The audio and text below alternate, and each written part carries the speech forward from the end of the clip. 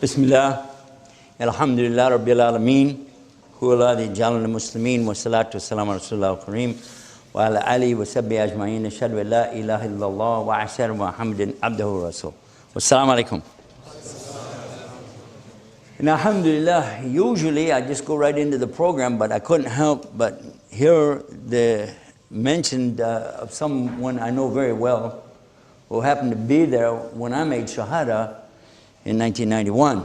Sheikh Muhammad Jabali, who he just was talking about, actually lives in Medina now, but when he was doing his degree work in Texas, he was there in Arlington, Texas. And that particular masjid right there was, in those days, the only one we had. So that happens to be the same place where I did Shahada. And he is a great guy. Since then, alhamdulillah, we've shared the podium a number of times together. He's also formerly the head of the QSS, the Quran and Sunnah Society in the United States, if you ever heard of it. And they still have a website up. So he's a good guy. And you can get some of his stuff is on one of our websites called watchislam.com. So, jazakallah khair. The topic tonight, what we wanted to talk about, is a subject that I think is probably, at least to some extent, a valid topic to every one of us. It's a subject of responding or being able to answer the harsh attacks and the criticisms that are coming toward Islam, the Muslims, the Prophet sallallahu alaihi wasallam, and every aspect of Islam. And I don't mean by this clearing up misconceptions. This is another subject. I'm talking about people who are intentionally attacking Islam, or people who are following those who are intentionally attacking Islam. Now, how many of you speak Arabic? Kalam Arabiya. How many? About half? Alhamdulillah, this is good. Because you'll understand this very quick. If I talk to you about those who are Arab Christians and Jews, then you know exactly what I'm talking about. But I will mention to you now something from the Quran, and this is for all of us to think about. When Allah says, Ya ayyuhalladhina amanu, attaqullah wa qulu qawlan sadida. You hear this in the Jummah khutbah, in the khutbah or speech that we have every Friday, along with some of the other ayahs of the Quran. But the meaning behind it is very powerful. That Allah is telling the believers to have taqwa for Allah subhanahu wa ta'ala, but then always we have to say the truth. Throughout the Quran, you see there's this comparison between truth and falsehood. Truth and falsehood. Even in the translations, you cannot help but pick it up. The haqq and the batil. When someone is speaking the truth, or if somebody is kadhib, a liar, these things are constantly coming up over and over and over throughout the Quran, from the beginning up until the very end. Even at the very last surah of the Quran, when Allah subhanahu wa ta'ala is talking about the wiswas, and the wiswas coming inside your heart from the jinn and mankind, and certainly you don't think he's wiswasing the truth to you. So obviously you can see this from the beginning, from the very beginning, and all the way through the Quran, the subject of truth and falsehood being on the haqq or being elsewhere. You know and I know that Islam is the only answer, it's the only solution. There isn't an option really to go to look at anything else. And as Muslim, we realize the value of telling the truth in everything we do anyway.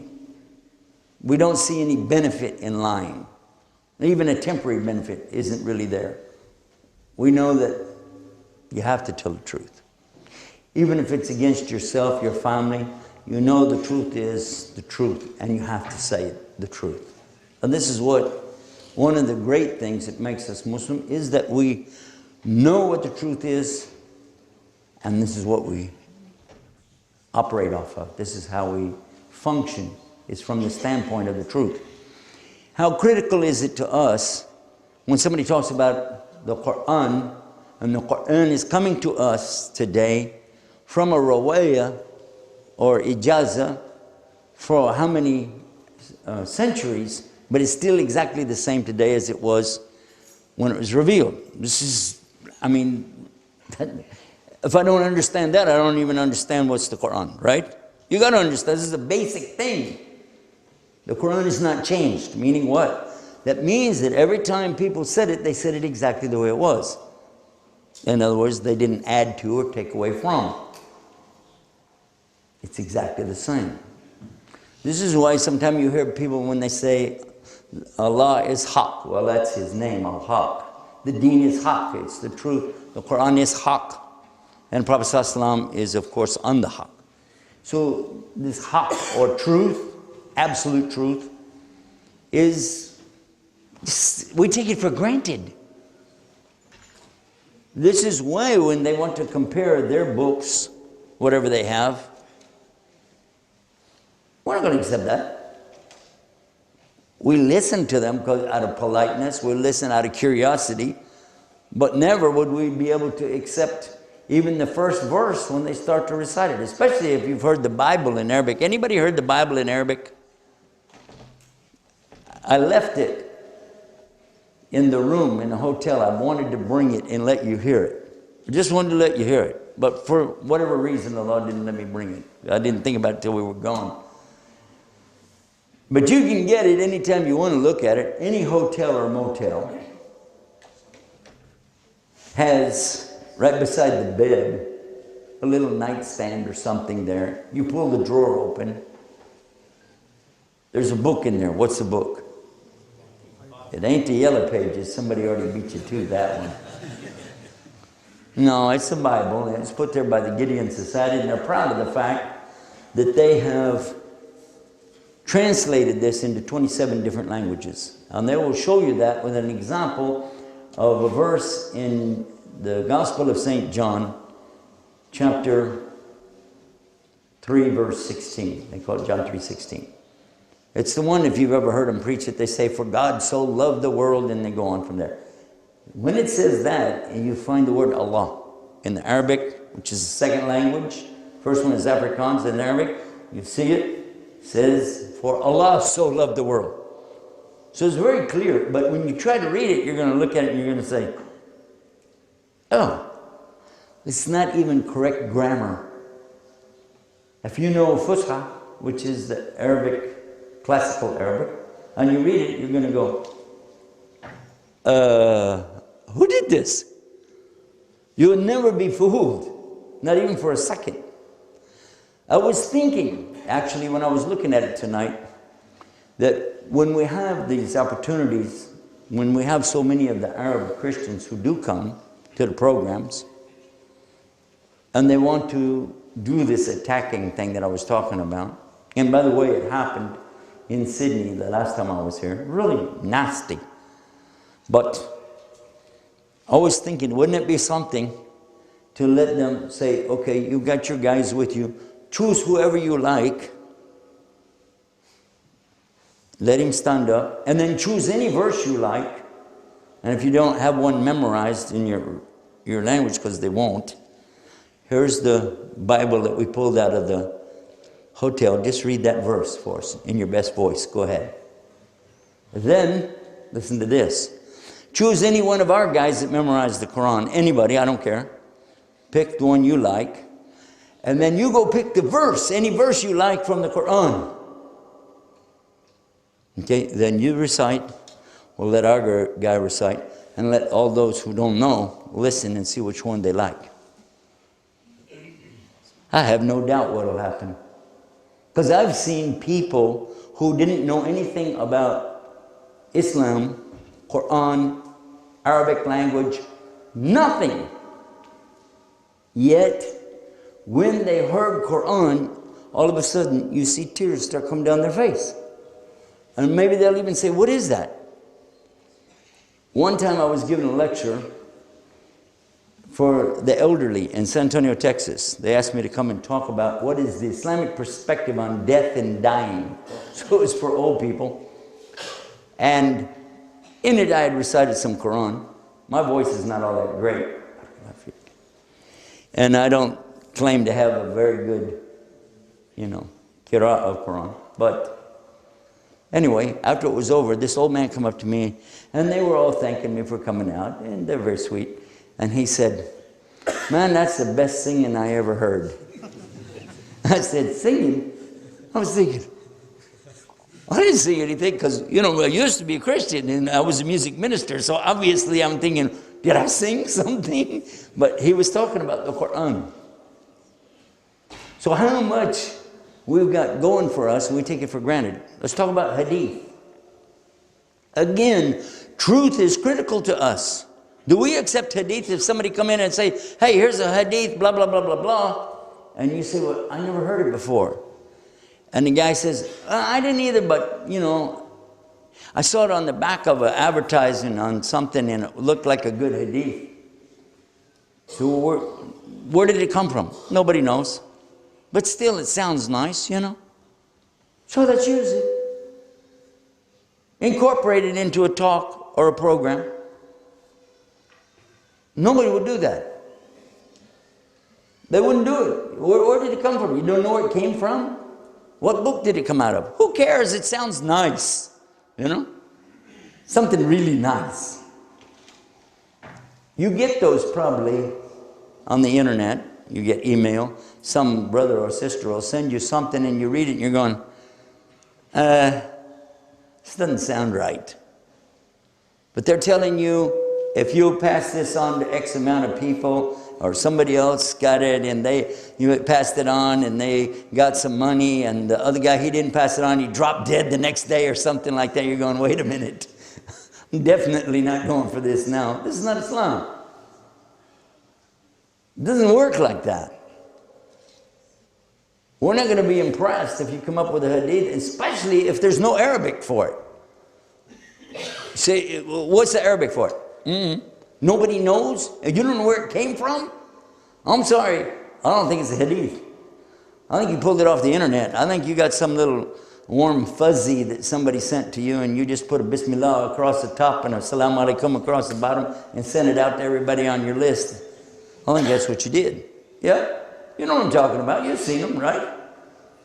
So, but if somebody shows you where the hadith is, in Sahih al-Bukhari or in Sahih Muslim, and you can look at it and you said, there it is, right there. All of a sudden, this is part of our deen. It's not just a nice saying, it's part of our life. It's not an option to us all of a sudden, it's real. Yeah? Okay. For the other people, they don't have that. They don't even know what that is. They've never been exposed to real truth in their lives. They use the word. They know there's a difference between a lie and the truth, basically. But for many, even people with education, even people with degrees, people with social status,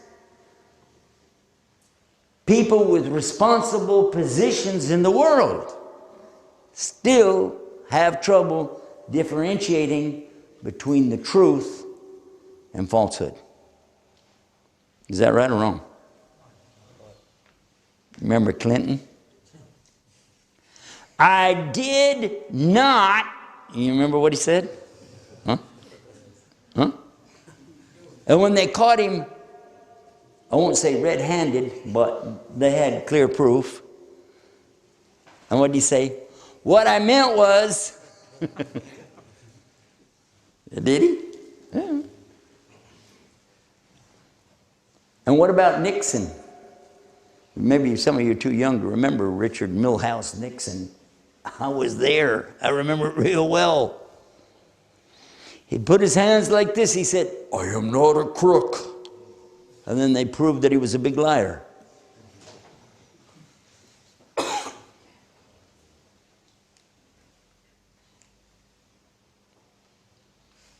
What about the one we got now?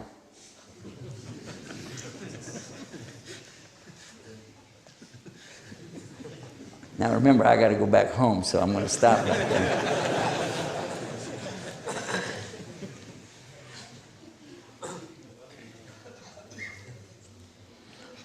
For a Muslim, the truth is not just being accurate in what you say. It also means that you're going to be accurate in your intention to go with it.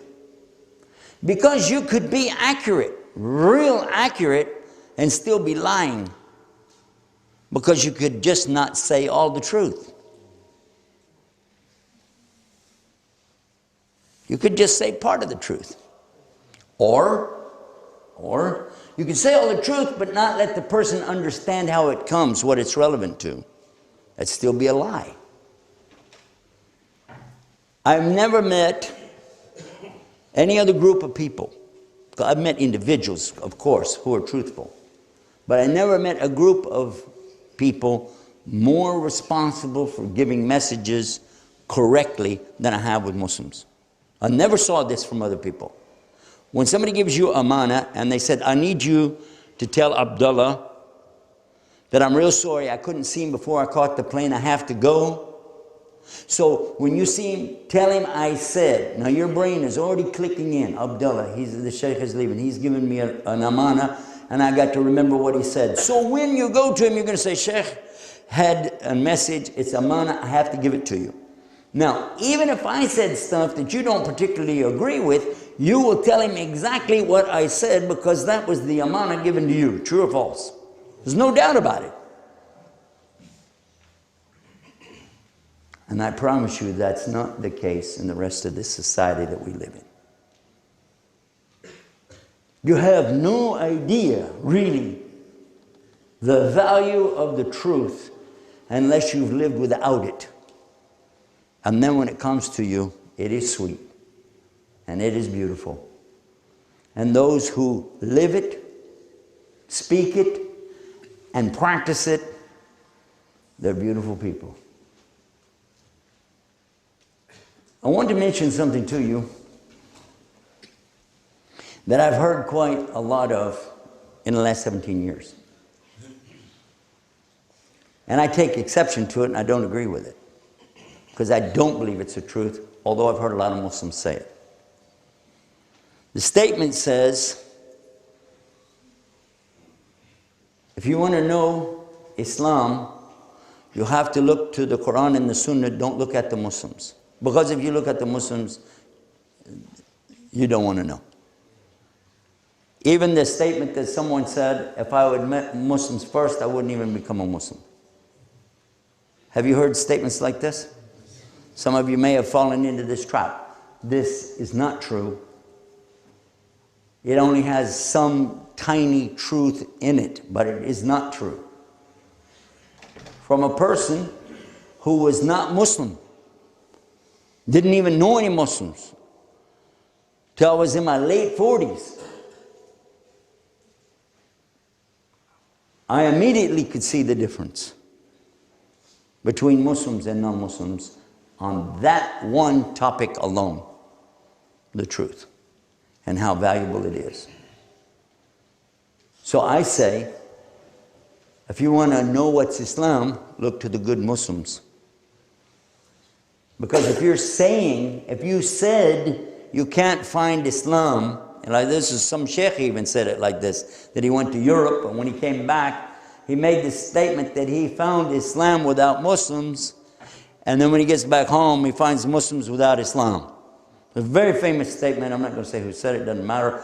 The point is that is not a good statement. That does more damage than it does good. In the Jummah khutbah, the Imam is supposed to admonish the community, and there's no doubt about it.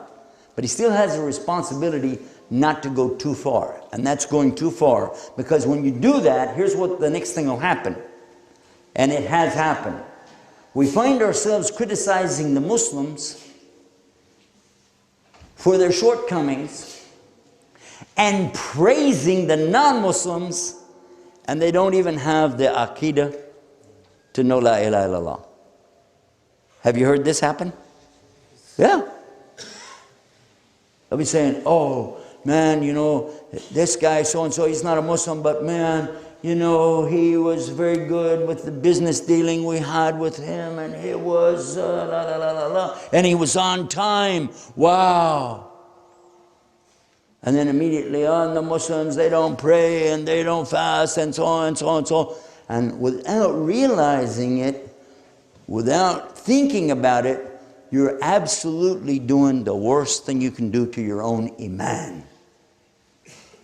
You are basically throwing your belief in the toilet. You got me? It's not good. What is the order in Islam on how to look at your brother? If he makes even a mistake, do you immediately criticize or give excuse? Give him excuse? But only once? Twice? 3? 7 times 70. 7 times 70. What do you give him? 1? Example. We see our brother. Here comes Tariq. He's coming along. Hey, man, there's Tariq over there. Hey. Oh, my God. Man, look. He's got a can of beer in his hand. Ooh. Astaghfirullah. What's that? Is that a cigarette he's got too? I don't know. It looks like he's got cigarettes and beer and everything. And look where he's going, man. He went in that place over there with all them women and stuff. Oh, wow. Astaghfirullah, man. And he's always out there in Fajr acting like he's some guy. Oh, man. Next time I see somebody, anybody, hey, you know Tariq? Tariq who? You know Tariq. Abu Abdullah. Oh, yeah. Man, I don't want to say anything about anybody, but you ain't never seen him with any beer cans, have you? Or smoking or going over that place over on such Main Street over there and with the, huh? You saw him over there? I mean, I don't want to say anything, but you know. I mean, I got to tell the truth. When Sheikh was here from America, he told us we got to tell the truth. I got to tell you, man, astaghfirullah. We didn't give him one excuse. What would happen? What would happen on the day of judgment if we found that what we said about him got spread around and other people spread it around and it got back and it damaged his reputation, damaged him, and all he would say is, Allah knows best. Allah knows best. Well, then it comes on us. And come to find out what he was doing, there's a hadith of Rasul sallallahu alaihi wasallam, whoever clears the way for the believers is getting an act of charity for each little thing he gets rid of. So when he reaches down and picks up that empty beer can, half-empty beer can, and a cigarette that was laying there, looks for the closest place to throw it, and there's a door over there, you just stick it in there, throw it in the trash, and he went on his business. And you did what? Ooh, big problem. You didn't even give him one excuse. So I want to come back now to our topic because it's very critical for us today. In spite of what other people are doing to us and attacking and saying the things that they're saying, we cannot do what they do. Now, this has been going on since before I got to Islam. Some of the Christians were down in South Africa really going after their business. That's what they do. That's one group, the Jehovah's Witnesses. There's another group called the Mormons, but Jehovah's Witnesses are down there really pumping it up and blowing it out, talking with all their spiel that they've got. So some of the Muslims were taking exception to that. One of them ran across a series of some books that were 150 years old from one of the scholars in India who had developed this whole thing to respond back to those who were converting Muslims to Christianity. So this one, he takes it, and he was a good orator, a good speaker, and a big guy on top of that. And he starts going after them and turning them around in their tracks. They couldn't wait to run away from this guy. But then it turns into debates, and then it becomes like a public thing, and then it becomes like, okay, half the room will be filled up with Christians, the other half will be filled up with Muslims. Huh? The Christians came. Sometimes more Christians than the Muslims. And this was the case down in Louisiana. And they brought the man all the way from South Africa to Louisiana.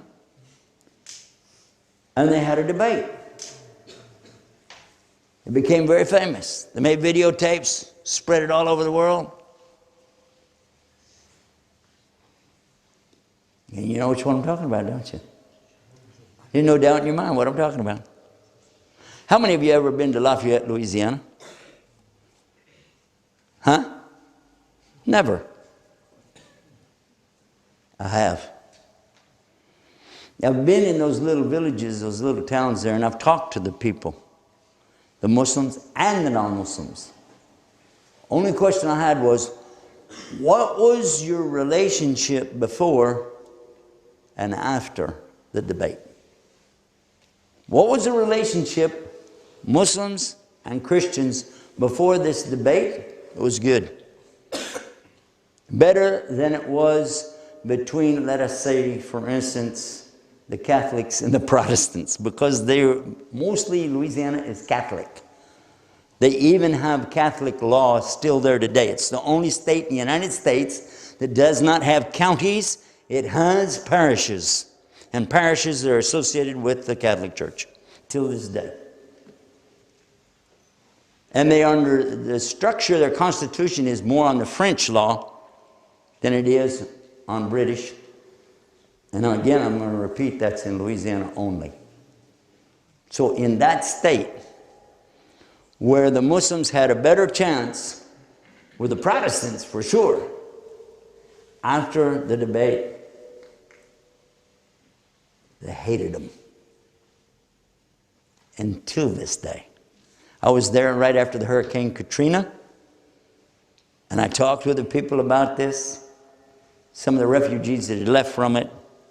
We discussed some of these things in passing. I didn't let them know that that was a big issue, that I was, just dialoguing, talking, but I wanted to find out. I talked to two people on two different occasions, once when I was in Hajj and the other when I was down there after Katrina, who were there at the debate. And I asked them, what was the response of the people? When it started out, we could talk to them easily. Afterwards, everybody was polarized. You know what polarized means? It has nothing to do with the North Pole, South Pole. It's talking about the poles of a magnet. You're attracted to each other and away from them. Each of the communities that I've visited where they've done these kind of debates suffers more than it gains. That's why I refuse to do the debates. Not because I don't think I can beat somebody talking. I got no problem doing that. But because I know Allah is not going to like it. And when I was here the last time down in Sydney, that's exactly what they tried to start out with. And I told them I wouldn't even come over here if they were going to do that. The reason I came was to keep them from doing that. They were going to get somebody else to do this debate stuff, and it was going to be real serious. The plan was to bring in 3 of the top Christian guys and put one of the Muslims from America up against them. And then have a judge sit and listen to the whole thing and make a final judgment. It was going to be broadcast and everything. What do you think would have happened after that? Well, I got news for you. It would have been a huge collision because only a month later, 2 months, wasn't it? 7/7. Remember that? Remember what happened in England? That was just 2 months later. Do you have any idea how bad the Muslims would have looked in all of Australia? You'd probably all be living in a refugee camp right now. Do you think I'm joking, huh? Alhamdulillah, we were able to avert that. What I told them was, we will come and we will just talk about the nice things of Islam. They said, we got this one guy though, now we've already started. He wants to do it. I said, only if it's a dialogue. He finally agreed to a dialogue. Dialogue means, die means two, by the way. Log, speak. Dialogue. So, okay. And the deal is, we'll each talk about the good things that we have that will contribute to the community and the future of our children. Let's build it on that and go for it. And that was the premise from all the way back in November, December, like that, all the way up till I came here in May or June of, the end of May or whatever it was of that year. And subhanAllah, everything went so smooth the whole time I was here because we kept focused on that one thing. Talk about the good of what we both have. And some of you heard of Fred Niles. He was one of those that I went and spoke to, and he turned around 180 degrees. And he was looking actually positive toward Muslims and toward Islam. He even, while we did Salah, he stood behind us and he was praying like this and crying. And I went to him afterwards and he was very positive toward Islam. Didn't last. As you well know what happened right after that. But we tried, and then what happened? On that last event, on the last day, the one representing the Christians came and broke his word on every point. Said he wasn't going to do it, he did it. Said he would do this or that, he didn't do it. Each thing that he said, he did the opposite of. And the Muslims had worked closely with him. Ask them, go to Sydney and ask them. Well, they did. They had a barbecue for the youth, and they brought them over and fed them. They played soccer with them. They even brought a well-known soccer player and let them meet him, get autographs, that kind of thing. Nice. But when he got up on the stage, he had a Quran and a Bible in his hand. Already I know it's a problem. You know why? You see me with anything up here? Well, I need that for. If I need to open a book and read out of it, I don't need to be giving a speech about it, do I? Do I? No, you don't need to be looking up something if you're going to give a talk. You either know it or you don't. Why he's got both books? Because he's going to use it as props to show people. You know what the Bible says. This is what Christians do. You know what the Quran said. Like one of those deals.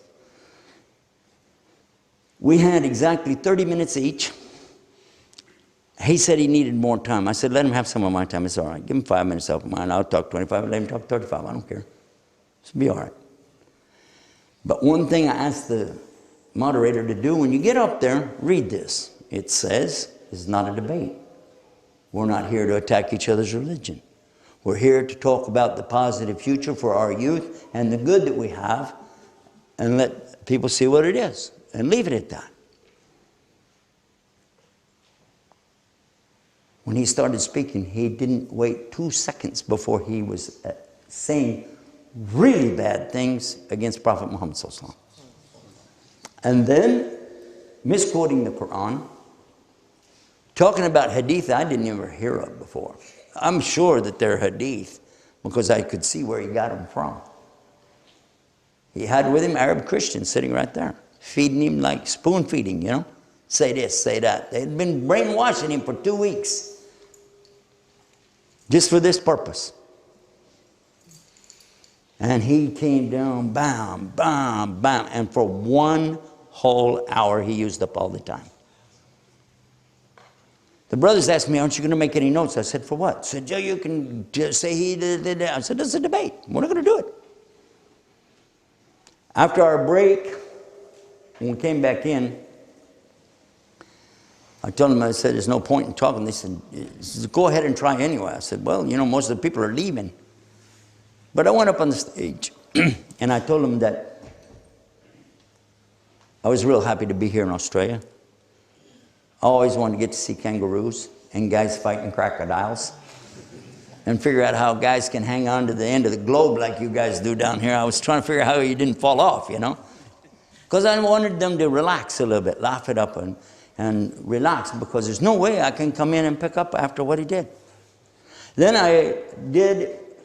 the only thing I could think to do is just talk about my trip since I've been there and the good things that I saw from the Christians and the Muslims working together. And I mentioned the name of the people that they knew. Even one of them from the Uniting Methodist Church, is that what they call it? We have United, they have Uniting, I think, here, yeah? Well, this one, at the end of his speech, he said, I'm calling for the reinstitution of the Sharia of Islam. If we had it in Christianity, I would call for it. We don't have it. They do, and we need it. This is what he said. I said, I don't need to give a speech after that guy. That's great. I'll just say amen and let's go for it. If I had called for it, they probably wouldn't let me go home. But alhamdulillah, we had a lot of good things. Then I just pointed to him and I said, the only disappointment I've had is sitting in that chair right there.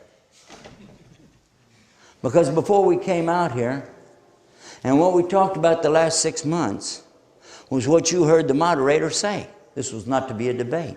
This was not to cut each other down. This was not to put anybody down.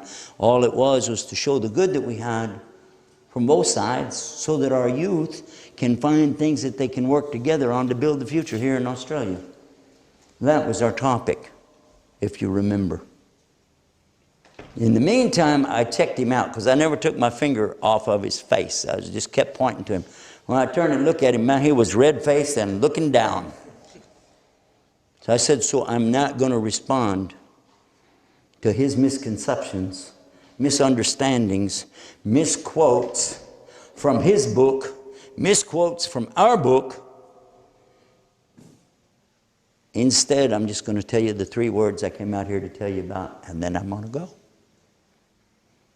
In case you didn't figure it out, I just responded to everything he said in 1 sentence. So I gave him the meaning of the word Islam, the word of the Muslim, the word Allah. I have 4 words because I talked about the Quran. What does it actually mean? That was it. And I felt like, well, you know, I did my job. I'll go. A guy came up on the stage, and I was telling him, you know, you got to get off the stage. You can't come up here because the people milling around and everything, and you don't know who's got what kind of agenda going on in their head. He wasn't a Muslim, you know. And he said, but I want to make Shahada. I said, what? He said, get up on this stage. And he did his Shahada.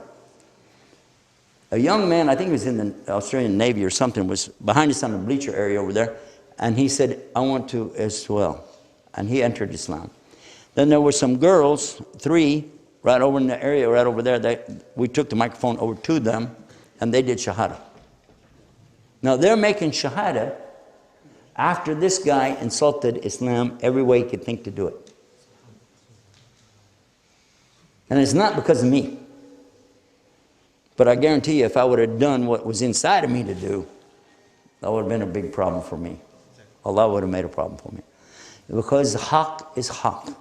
And when they play their games, we still cannot respond that way. We've been told by Allah subhanahu wa ta'ala very clear that you have to be patient and forbearing. They plan and Allah plans, not you plan. They plan and Allah plans, and who's the best of planners? So you tell them, you deliver your message, and you do it in the best way. Now, let's come to the main point of our talk tonight, which is how do we deal with the harsh attacks? Somebody comes to you, you want a Muslim, ain't you? Yeah. So you believe in Allah, don't you? Yep. How come you guys is terrorists? What are you going to say? How come you guys have to beat your wives? Or like one woman asked me, how come you men can have 4 wives and a woman can't have 4 husbands? Why do you have to oppress women? How come you have to kill all the Jews and Christians? Why is your religion so violent? So what do you say? Has anybody ever sat with you and showed you the right way to respond to this? Because we have the best example on earth of how to reply to those types of harsh attacks. And who am I talking about? Sallallahu Alaihi Wasallam. No doubt about it. Did he have a problem? Every single day they give him a problem. The Qurayshi tribe, his own relatives, man, coming at him. And by the way, they weren't just coming up and saying things to hurt his feelings. They were hurting the Muslims physically. True or false? How many of you know about the occasion when he and Abu Bakr were both right by the Kaaba? And the Quraysh nearly beat them to death. They had to haul him home, drag him home. And Abu Bakr nearly died. But when he came to, all he could worry about was the Prophet ﷺ. And he wasn't going to relax until he knew Rasulullah was okay. You remember the story? They nearly beat him to death. Okay, so what happened? So the Prophet ﷺ said, okay, everybody tonight, get your weapons and sneak up on them, and we're going to go in and blow them up. And nope. That was still in the early years. That was in Mecca. They had no commandment. And the Prophet ﷺ didn't make up the religion. It has to come from Allah. And without a commandment to do it, they can't do it. All they can do is self-defense, which, of course, anybody can do that. When the orders for battle came, they were very clear. And even today in the Geneva Convention, they cannot match, they can't touch the laws and the rules for battle that Islam has. Can't even get close. It's too beautiful. First, you have to have the circumstance that Allah is describing in the Quran. It can't be that you're going out here fighting for money. There's no such thing as being mercenaries in Islam. You can't fight for money. They can. Right now in the United States, we have a huge number of people being trained in private camps, private businesses, training people to be mercenaries, and then renting them out to the United States to the tune of over $100,000 a month each. Have you heard about it? Yes. You're looking at me like you got no clue what I'm talking about. It's called Blackwater. That's one of them. One of 6 of the major ones. And the guy that runs it's a personal friend of Mr. B's. Yeah, take care of your buddies. Those are mercenaries. We can't do that. Kill for money, you can't do it. Property, same thing. No. And again, I'm not talking about self-defense. Everybody always has the right to self-defense. That's common sense. But when it comes to organizing and going in battle, there's a name for it in Arabic. Do you know what it is? What is it? You guys are freezing up on me, man. What, are you afraid of the secret cameras in here or something? Somebody said, Sheikh, is it the J word? No, it's not the J word. The word actually has reference to killing. It's called qital, from kittel. And this is the word that Allah is using in the Quran. But it means to engage in a type of fight that can wind up in death. In English, it has the word mortal combat. And this is what's mentioned in Quran. But there's so many things that have to be in place, and it has to be followed a certain way. That's why The Prophet ﷺ never allowed anybody to do this until they had it from Allah and how to do it. And when to do it. And most important of all, when not to do it. They use the term in the translators, they use this in verse 190 of Surah Baqarah, they use the term in English, fight. But more appropriately, it should be combat. Because fighting, you imagine somebody standing there going, tuk, tuk, tuk, tuk. Qitl. No, it's more like, tuk, tuk, tuk, tuk. You know, this is a lot closer. Fight them when they fight you, but stop if they stop. Otherwise, you're the aggressor, and verily Allah doesn't love the aggressors. Verse 191 next says, وَاقْتُلُوهُمْ. Now this is the imperative, like Quran. Quran is a word, it's a noun. Qari, one who recites. Iqra, you recite. That's the imperative of the word. So, waqtuluhum, aqtuluhum, because wa just means and, says, kill them, but it's in combat. So it's the same word again. Kill in combat or mortal combat.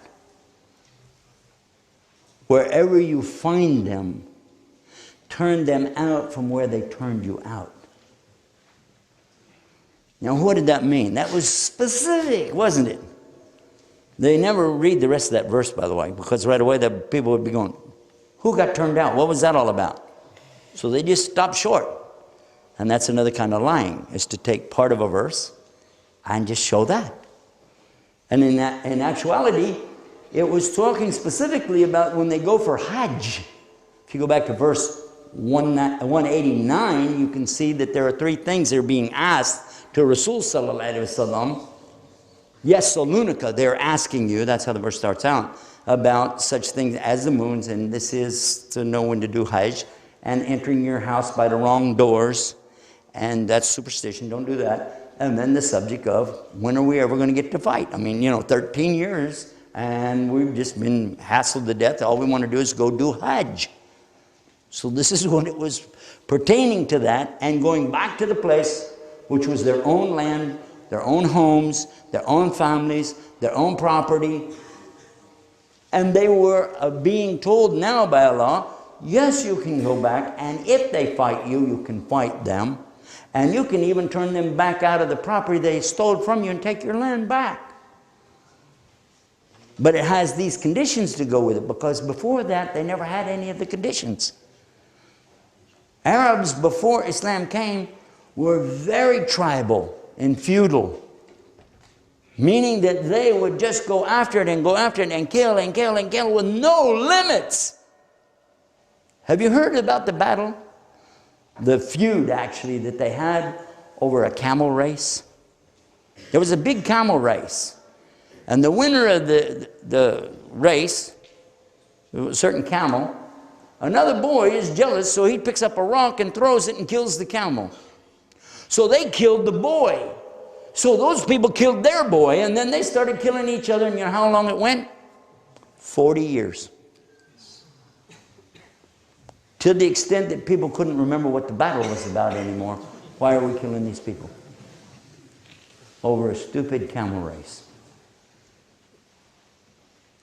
Now, aren't you glad we don't have camel races anymore? Of course, we do have football. Oops. It gets pretty rough too, doesn't it? But you can see, if you put it in context, this is nothing like what the people are trying to claim Islam is saying. There's nothing like that. Especially because it has the warning marks in there. Stop if they stop. And it repeats that again, even after this thing about turning them out and everything. But still, if they stop,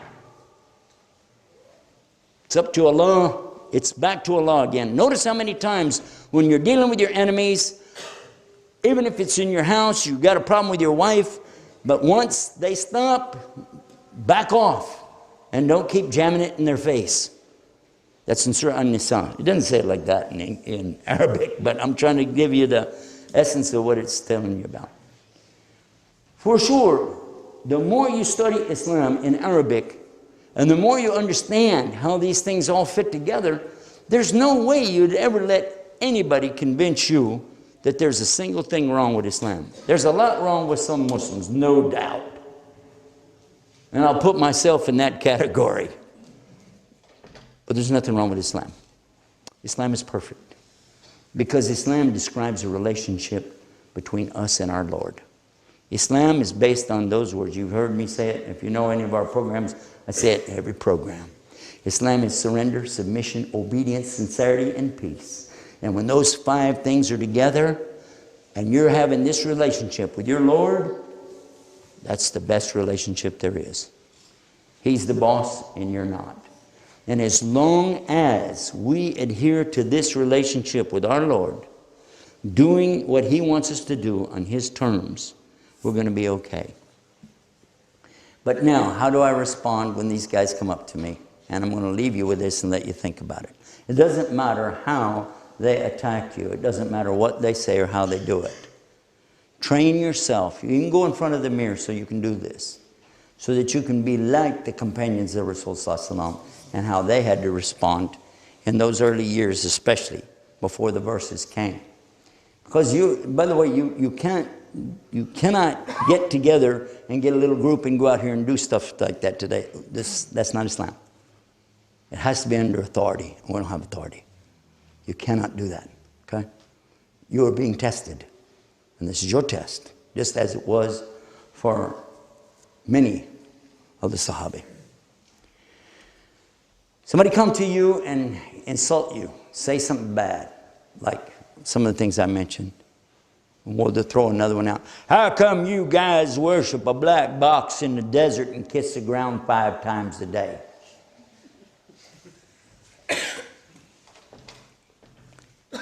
Thank you for asking me about my religion. Try it. Thank you for asking me about my religion. Thank you for asking me about my religion. Hey. How come your wife got that rag on her head? Thank you for asking me about my religion. In my case, how come you look like Santa Claus? Thank you for asking me about my religion, and you're getting nothing for Christmas. But seriously, you just be nice and tell him thank you. Because guess what? Now he's stuck. Because you acted like you didn't know it was an insult. And only the worst of the drunks is going to persist after that. He'll be like, would you like to have the answer to your question? Would you like to sit down and have coffee? We can talk. Can I get your email? I'll send you something, or phone number. We can talk. Maybe you're in a hurry or something. It works. It's perfect, because they didn't come to really ask you. I told you, this is not about clearing up misconceptions. This is about the ones who came to attack. Now, some of them do it out of ignorance. There's no doubt about that, because they picked it up from people who are trying to program them to do this stuff. But some of them are exactly that. In any case, when you say, thank you for asking me about my religion, and you smile, they're going to go, okay, that's it. I'm out of here. And that's good. That's really good. But when it comes to the issue, if you happen to know the answer, the proper answer, you'd be surprised how many times it turns the whole thing around. Just turns it upside down and the other way. Here's one for you. When they ask you, how come a man can have 4 wives, but a woman can't have 4 husbands? Thank you for asking me about my religion. In Islam, there are 2 important things. I always say this. First is the truth, meaning that I have to say the truth or I can go to hell. The second thing is the proof. Even if I make a mistake, you can find it out real easy, because everything of Islam, there's only one version. There's only one version of Quran. There's only one version of Prophet Muhammad sallallahu alaihi wasallam. It's all one. So it's real easy. If Islam teaches it or doesn't teach it, it's known. We can ask any of our scholars, it'll be the same. So we have both. Truth, proof. We have the evidence. But sometimes questions have a problem in the question because the question is a statement with a question mark. Let me give you an example. Somebody asks you, can you answer this question, yes or no? Answer. Only two choices you have is say yes or no. It's about your mother. Is she out of jail yet? My mother's never been. It was a yes or no question. But my mother's never been. Is your mother out of jail yet? Yes or no? Yes. Good. I'm glad she got out. So it didn't matter what you said, you're stacked up because of the way the question is, yeah? So in this case, we have to straighten the question out. Oh, and there's one more little thing. And that is, while I'm giving you the answer, if you hear something that you like, you see the sense of it, the common sense, and you find that what you thought was actually upside down, are you going to be ready to reconsider your position and start to worship your God and my God without partners? Because, by the way, that's all Islam is really about. Worshiping God. That's what Islam is about. You ready for the answer? He's going to be going, huh? How did I get into this deal? Because you are telling him exactly what he needs to know. Islam is about worshiping God on his terms. Let's check that out. You asked me now about 4 wives and 1 husband, yeah? Well, according to Islam, there is something called no sex except in marriage. Now, the Catholic Church kind of goes to an extreme. For the most holy and righteous of all the men, or all the women, they have no sex, period, ever. Because they can't get married, can't have children, never going to have any grandchildren. Nuns, priests, bishops, cardinals, even a pope, never, ever, ever get married and never have sex. Well, at least they're not supposed to. That was the whole idea, wasn't it? But Islam is not saying that. It's just saying no sex that's not sanctioned by Allah, meaning you have to get married. Meaning you have to have a contract, a written contract with the lady so that she has something to get her rights with. Because when Islam came, women weren't getting their rights. But now, women get their rights. Women, and you can begin to explain how it is that in Islam, women have the right to own property. Women have the right to vote. It's 1,400 years. They didn't have to go through women's suffrage like we had in our country. Women have the right to be women. They don't have to be men to try to get money so they can have the things they want. They can just be women and stay home, do things at home, and still get money comes to them. How? Because it's the man's responsibility to take care of them, to bring them food, to bring them clothes, to help them with education about Islam especially. All the things Islam is providing, these people don't even know about this subject. And a woman who has even any kind of property at all, whether she's very rich or not so rich, never has to give a dime to support the household. If a man is a street cleaner making minimum wage, but he's married to a lady who's worth $500,000, she doesn't have to give him a quarter.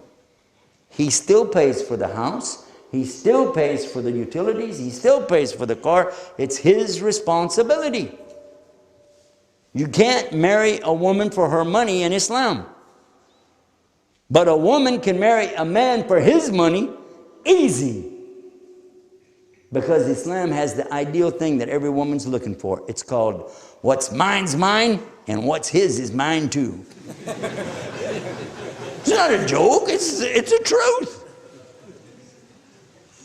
By now the guy's going, I didn't know that. I didn't know that. See? Now watch it turn. Watch it turn. And this is just one example.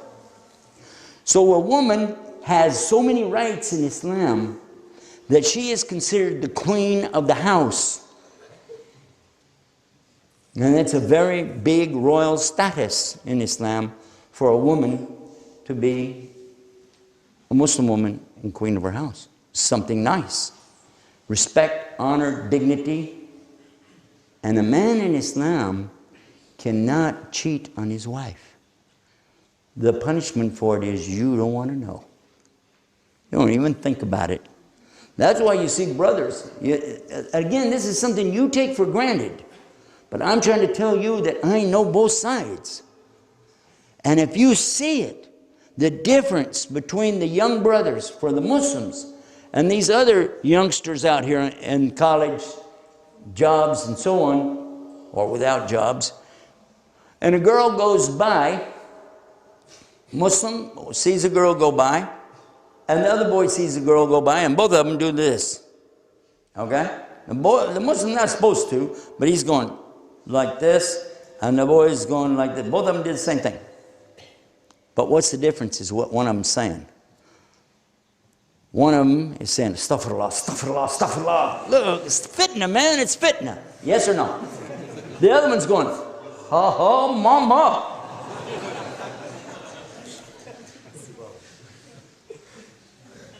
Yes or no? Even here in Australia, the brothers still have Islam.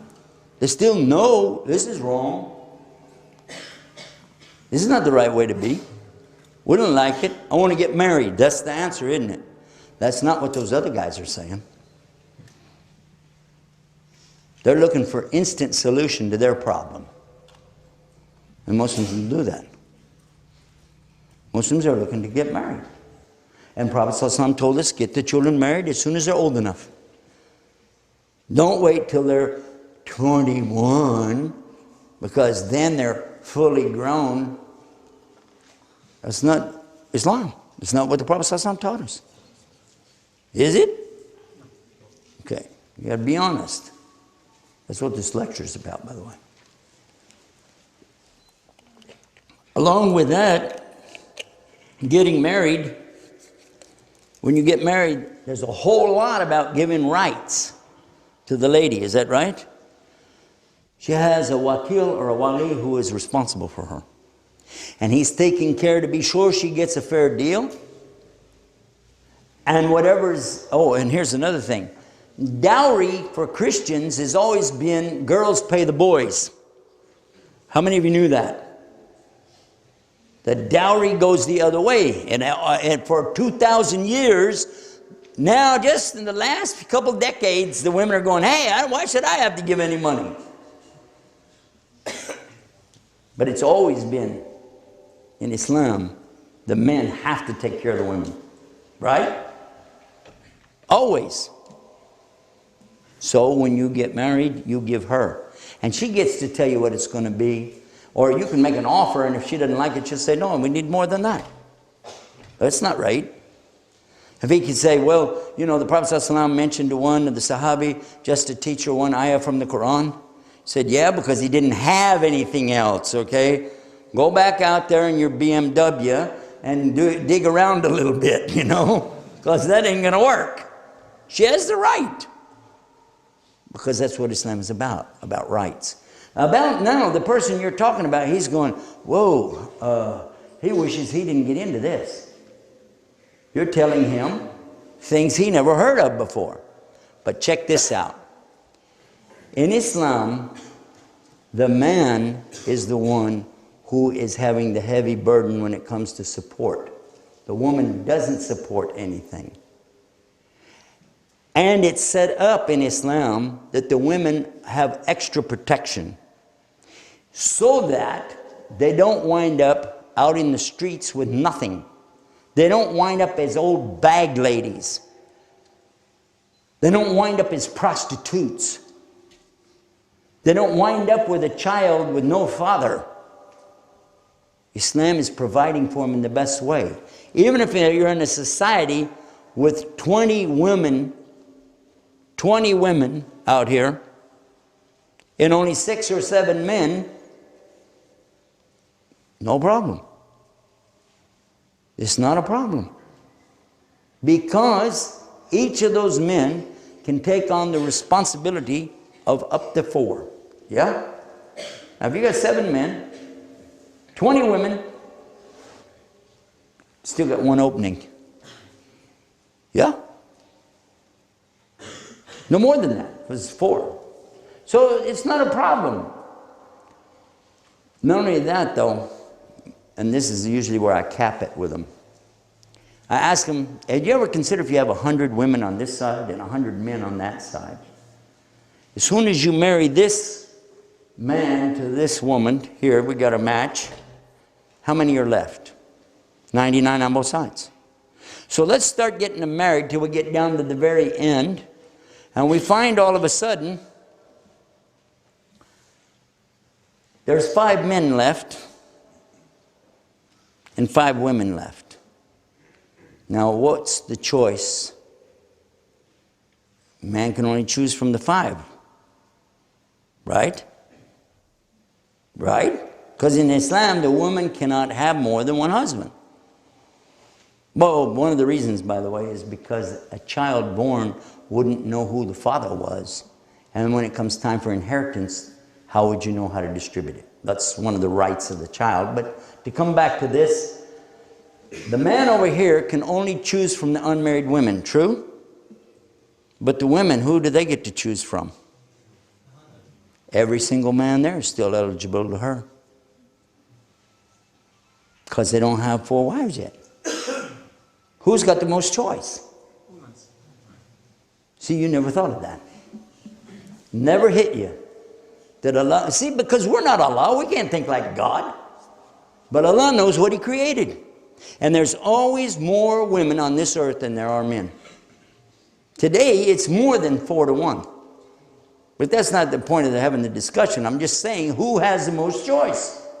The woman. Because the man is stuck. He's only got 5 women to choose from, or 3 women. Or what if there's only 1 woman left?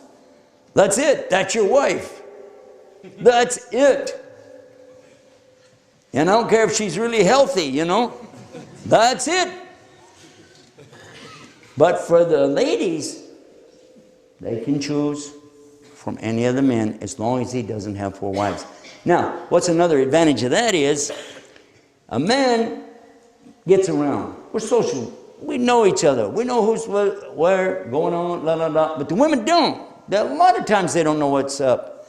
And they might think, oh, this guy, he's real nice. But then they find out, oh, he's stingy. He slaps his wife around. He does, you know, thing. I don't like that. I wish I would know that beforehand. Well, how would you know? Well, it's real easy. Because if she has a friend that's already married to the guy, she'd know. Word gets out real fast. Who is the nice guy, really? And who's the one praying and going to the masjid and praying charity? And so this is one of the ways that she is being benefited by this. So who's got the most choice? And who's got the most benefit? And by now the guy's going, I didn't know that. I didn't know that. It happened. A woman had asked me the same way. And when we got to the end of the thing, Shadu la ilaha illallah, Shadu Muhammad Rasulullah. Why? Because it becomes clear that this is not from a human being. No human could have figured all of this out. And nothing in Islam said you had to marry 4 women. The Sahabi, the companions of Muhammad sallallahu alaihi wasallam, when the order came, it didn't say marry 4 women. It said marry other women, because it was talking about not taking the orphan girls and marrying them to get their money away from them. That's what it's talking about, the verse before it. Marry other women of your choice. Ithna, 2. Salat, 3. Arab, 4. If you can treat them with equality. And that's what makes it so great. Because if I have one wife and I give her this and this and this, I have to give the other wife the same thing. I cannot mistreat her and put her lower than this one. They have to have the same status. Social status, material status, you have to provide for them. And if you stay a night with this one, you have to stay a night with that one. This is the deal. Your time, your money, your resources, it's theirs.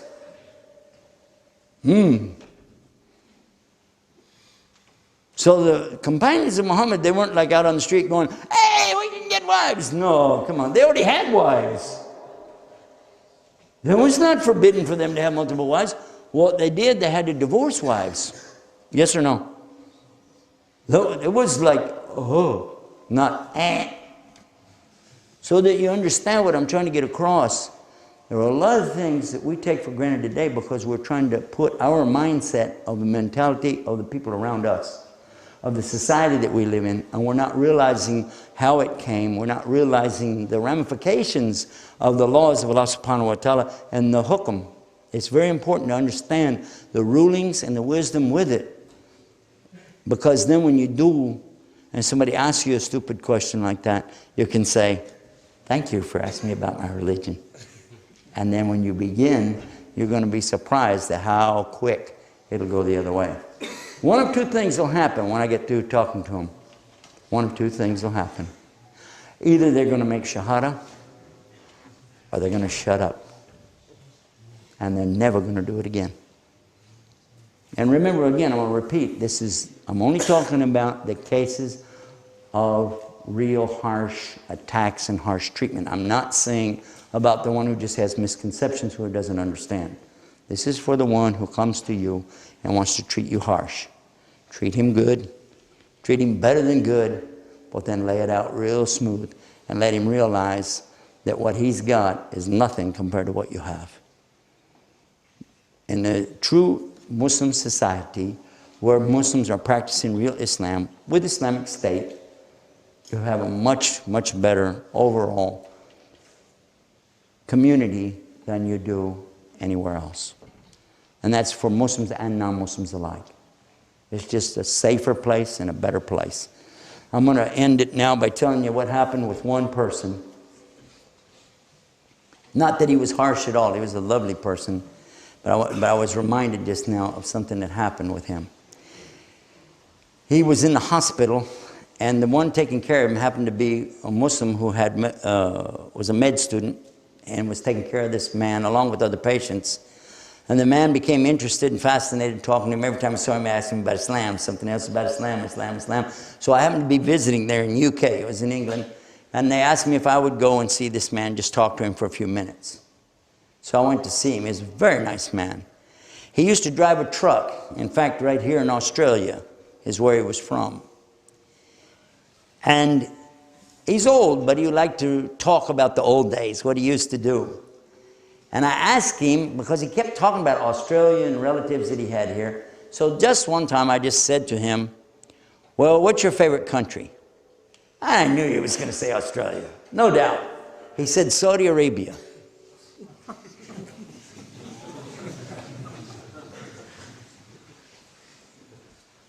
I said, huh? You've been in Saudi Arabia? He said, oh yeah, I used to drive a truck from here to there to Europe, from this and that. So he had literally driven everywhere. But he said, of all the places I ever went, I never felt more safe, secure, or at ease than in Saudi Arabia. I still didn't get it. I know how I feel when I go to Medina, but I know he didn't go to Medina because they don't going to let him in. Not there. So what is he talking about? He said, you know, I used to park my rig. That's what he calls his truck and trailer, you know. He said, I used to park my rig. I could leave the keys in it and go over and have a cup of coffee, talk to people, and I could come back. I knew it was going to be just like it was. Nobody's going to touch it. He said, they're Muslims. They won't do it. He said, Muslims there who are conscious of their way, best people. That's what he said. And it wasn't the heat that he liked. Don't get me wrong. He was talking about the people. Because that was our subject, talking about people. I said, what do you like best? He said, Saudi Arabia. So I said to him, you know, I'm going to teach you something. And it was what I heard when I came in here. You were given shahada. It was beautiful. Because I told him, this is the shahada. You say this like this, you know. Ashhadu an la ilaha illallah, ashhadu Muhammad Rasulullah. What it means, I bear witness there's none to worship except Allah. I bear witness Muhammad's his messenger. He smiled at me and he said, that's all it takes? I said, that'll get you started. He said, I say it every morning when I wake up, and I say it every night before I go to bed.